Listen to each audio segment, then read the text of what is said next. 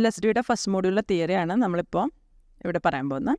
അതിൽ first error കറക്ഷനാണ്. Error കറക്ഷനിലുള്ളത് ഒന്നാമത്തെ code നമുക്ക് പഠിക്കാനുള്ളത് ഹാമിംഗ് കോഡാണ്.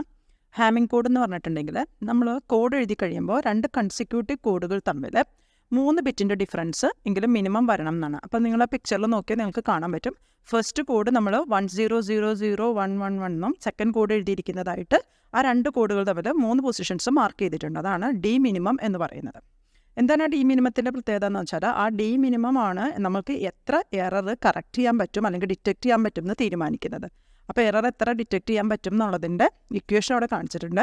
D minimum -1/2. ആ ഡി മിനിമത്തിൻ്റെ വാല്യൂ എത്ര കൂടുന്നോ അത്രയും എറർ ഡിറ്റക്ഷൻ കപ്പാസിറ്റി കൂടും. ഇതിനെയാണ് നമ്മൾ എന്ത് വിളിക്കുന്നത്? ഹാമിംഗ് കോഡ് എന്ന് വിളിക്കുന്നത്. ഇതിൻ്റെ പ്രോബ്ലം എങ്ങനെ ചെയ്യുന്നതെന്നുള്ളത് നമ്മൾ ക്ലാസ്സിൽ കണ്ടതാണ്. അപ്പോൾ തിയറി ചോദിക്കുമ്പോൾ ഇതാണ് നമ്മൾ എഴുതേണ്ടത്.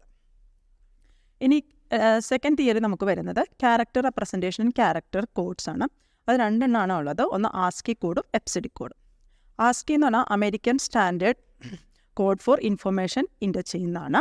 അതിൽ നമ്മുടെ കമ്പ്യൂട്ടറിൻ്റെ കീബോർഡ് ആസ്കി ആണല്ലോ. അത് upper alphabet 26 lower alphabet 26 decimal, special symbols, അങ്ങനെ മൊത്തം 128 ക്യാരക്ടേഴ്സ് അതിനകത്തുണ്ടാവും.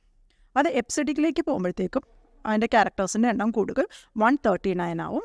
എപ്സിഡിക്കിൻ്റെ ആ ഫുൾ ഫോം നിങ്ങൾ പഠിച്ചു വെച്ചേക്കുക. External binary code decimal interchange എന്നാണ്. അപ്പോൾ അത് രണ്ടും നിങ്ങൾക്ക് തിയറി ആയിട്ട് ചോദിക്കും. അത് രണ്ടും പഠിക്കാം. മൂന്നാമത്തെ സെക്ഷൻ, ഇത്രയാണ് 3 സെക്ഷൻസാണ് നമുക്ക് ഈ മൊഡ്യൂളിൽ തിയറി ആയിട്ട് ചോദിക്കുന്നത്. Sign numbers and unsign numbers. Unsign numbers എന്ന് പറഞ്ഞാൽ സൈനായിട്ട് ആ നമ്പറിനെ റെപ്രസെൻറ്റ് ചെയ്യുക. നമുക്ക് ഈ ഇതിൽ പഠിക്കാനുള്ള സൈൻ നമ്പേഴ്സാണ്. സൈൻ നമ്പേഴ്സ് നമുക്ക് 3 വിധത്തിലുണ്ട്. Sign magnitude, 1's complement and 2's compliment.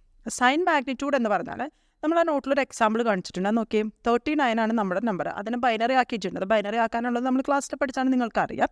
അത് +39, അത് പോസിറ്റീവ് നമ്പർ ആണെങ്കിൽ സൈൻ മാഗ്നിറ്റ്യൂഡിൽ മോസ്റ്റ് സിഗ്നിഫിക്കൻറ്റ് ബിറ്റ് 0 ആക്കുക. നെഗറ്റീവ് നമ്പർ ആണെങ്കിൽ 1 ആക്കുക.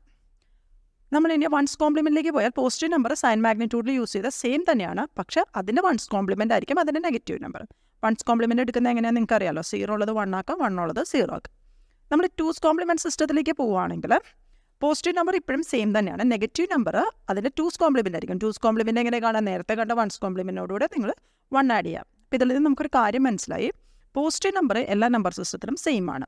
നെഗറ്റീവ് നമ്പറാണ്, നെഗറ്റീവ് നമ്പറിന് അനുസരിച്ചാണ് ശരിക്കും പറഞ്ഞാൽ നമ്പർ സിസ്റ്റം ഡിവൈഡ് ചെയ്തിരിക്കുന്നത്. Sign magnitude, 1's complement, 2's complement. മുകളിൽ കാണിച്ചിരിക്കുന്ന ഒരു ചാർട്ട് ഉണ്ടോ, നിങ്ങൾ എന്തായാലും പഠിക്കണം കേട്ടോ. അത് ഓരോന്നിൻ്റെ റേഞ്ചാണ് ചോദിക്കുന്നത്. ഇപ്പോൾ 8 ബിറ്റാണ് നമുക്കുള്ളതെങ്കിൽ എത്ര റേഞ്ചിൽ വരെ ആ നമ്പറിനെ റെപ്രസെൻറ്റ് ചെയ്യാൻ പറ്റും എന്നാണ്. അപ്പോൾ എന്താണോ തരുന്നത് ആ വാല്യൂ നിങ്ങളവിടെ സബ്സ്റ്റിറ്റ്യൂട്ട് ചെയ്യുക. അപ്പോൾ അതിൻ്റെ റേഞ്ചും നിങ്ങൾക്ക് പഠിക്കാൻ പറ്റും.